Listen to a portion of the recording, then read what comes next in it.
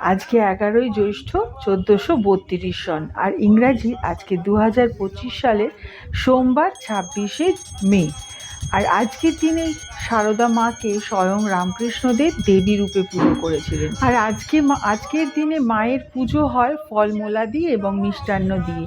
আজকে মা কোনো অন্নভোগ গ্রহণ করেন না। আর আমিও আজকে তাই সকাল থেকে উপোস করে মায়ের মন্দিরে চলে এসেছিলাম আজকে পুজো দিতে। সবাই যে যার নিজের মনোকামনা নিয়ে নিজের পছন্দ মতন ফল দিয়ে আজকের দিনে পুজো দেয়। আর এত সুন্দর একটা দিন সুন্দর করে সাজিয়ে রাখলাম আমার ডায়েরির পাতায়। আর আজকের দিনে যে দেবী মাকে ফল দিয়ে নিজের মনোকামনা জানায় সেটা নাকি পূরণ হয়। যাই হোক, যেরকমই কথা বলে না কেন, আমরা নিজেদের মনের শান্তির জন্য পুজো দিই।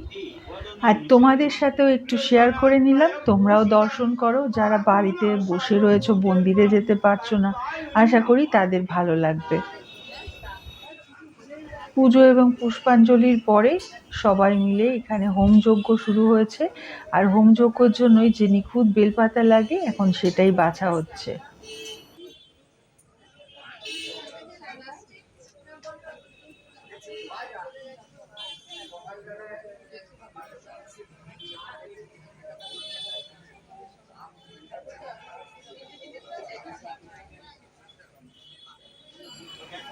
আমি উপোস করেছিলাম, কিন্তু তবুও নির্জলা করতে পারিনি। ছাতুর শরবত এবং চা খেয়েছিলাম সকালবেলায়।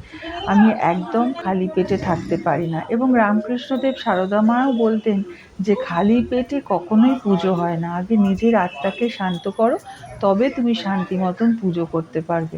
সে যাই হোক, নিজের মন যা চায় সেইটুকুই করা ভালো। আজকের এই পুজো দিয়ে লাস্টে বাড়িতে এসে একটু সন্দক লবণ দিয়ে সাদা আলুর তরকারি, লুচি আর সেওইয়ের পায়েস খেয়ে আজকের দিনটা কাটালাম। Bye bye.